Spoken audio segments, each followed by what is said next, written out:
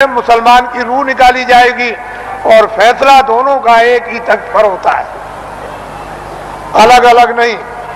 वहां न कोई हिंदू है न वहां कोई मुसलमान, वहां तो जो भी तुमने अच्छे और बुरे जो काम किए वो वहां पर हैं और उसी का इंसाफ हो जाएगा। वहां किसी शहादत और गवाही की जरूरत नहीं।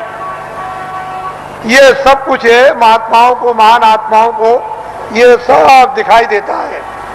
इससे मालूम होता है कि वो कौन है हिसाब करने वाला और किस तरह से हिसाब करता है और किन लोगों को फिर मनुष्य शरीर नहीं मिलता और कब तक नहीं मिलता है, ये महापुरुषों को सब मालूम। अब आप लोगों से हमारी ये विनय और प्रार्थना है कि अब आप लोग अपना उम्र का जो थोड़ा बहुत बचा हुआ हिस्सा है, कुछ तो आप खेती दुकान दफ्तर में लगा दो, कुछ बच्चों की सेवा में लगा दो, कुछ मान सम्मान में लगा दो, कुछ सोने में। थोड़ा सा समय बचाओ इसी मनुष्य मंदिर में, जिस्मानी मस्जिद में, तो सच्चे खुदा की रूह से इबादत हो जाए और सच्चे भगवान का जीवात्मा से भजन हो जाए। तो ये जीवात्मा उस नूर को, यानी वो रूह नूर को वो पाले, यानी जीवात्मा उस प्रकाश को प्राप्त कर ले जो इसकी जान है, जिसके बगैर ये बेखबर और अकेली बियाबान अंधकार जंगल में ये मारी मारी फिरती है, उसका कोई सहारा देखभाल करने वाला नहीं।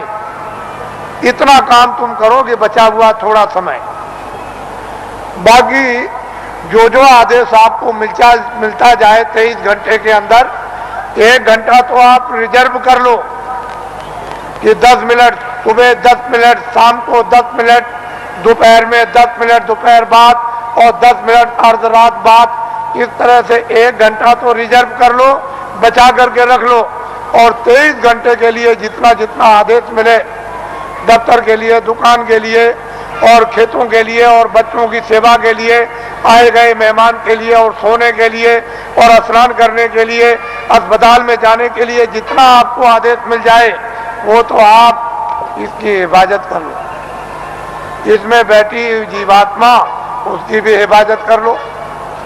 दोनों काम आपके लिए सुलभ हो जाएं, ये भी ठीक और जीवात्मा भी तुम्हारी जाग जाए। लेकिन इसी से जगेगी जब ये ठीक रहेगा, निरोगी रहेगा और स्वच्छ रहेगा और साफ रहेगा और पाक रहेगा, तो फिर जीवात्मा भी साफ हो जाएगी और निरोगी हो जाएगी। नहीं ये रोगी तो वो भी रोगी, ये गंदा तो वो भी गंदी, मन गंदा, बुद्धि गंदी, आंख गंदे, चित्त गंदा, तो जीवात्मा और अंतःकरण भी गंदा, तो फिर बीमारी कैसे जाएगी, ये रोग और कोड़ कैसे जाएगा। तो इसलिए आप थोड़ा रिजर्व करो अपने समय।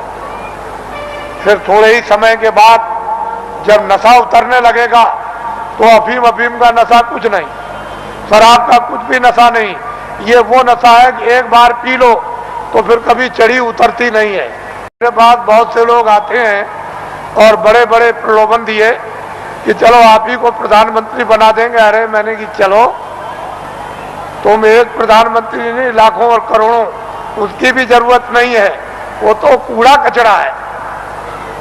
प्रधानमंत्री का स्थान कूड़ा कचरा बदबूदार है, ये सब तुम्हारा कोई असर लगने वाला नहीं है। इसको छोड़ दो, धन और दौलत ये सब छाया है, ये वक्त से ये सब अलग थलग, और ये भी छाया, ये मैल है।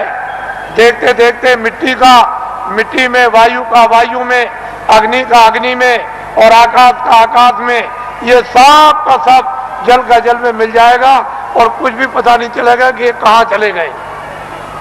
और जीवात्मा जिसके कारण ये चलता फिरता बोलता है, ये बादशाह कहलाता, सेठ साहूकार कहलाता, विद्वान कहलाता और बड़ा बहादुर और दानी कहलाता, वो तो निकल जाएगा, उसका भी पता नहीं।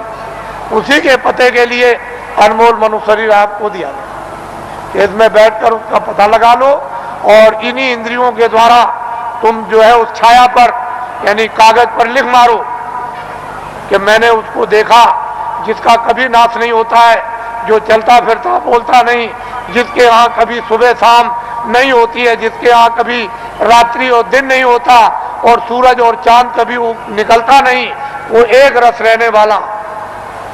इसलिए आप थोड़ा समय बचाओ, ये हमारी विनती और प्रार्थना है। हम तो वर्षा आदेशानुसार ये देते हैं, लेकिन उसको संभाल करके रखो। हमारी बात अच्छी तरह से समझ लो। तुमने अगर किसी की नाक काटी है सुबह, तो वो सब फिल्म में आ गई। शाम को तुमने गर्दन काटी तो सब फिल्म में आ गई। वो रो रहा चिल्ला रहा सामने पड़ा, मारने वाला भी है मरने वाला भी। किसी की टांग काट दी, हाथ काट दिया, रात को चोरी या दिन को की, दिन को डकैती या रात को, या आपने और कोई अमानवी काम, ये सब फिल्म में फाइल में सब छपता जा रहा।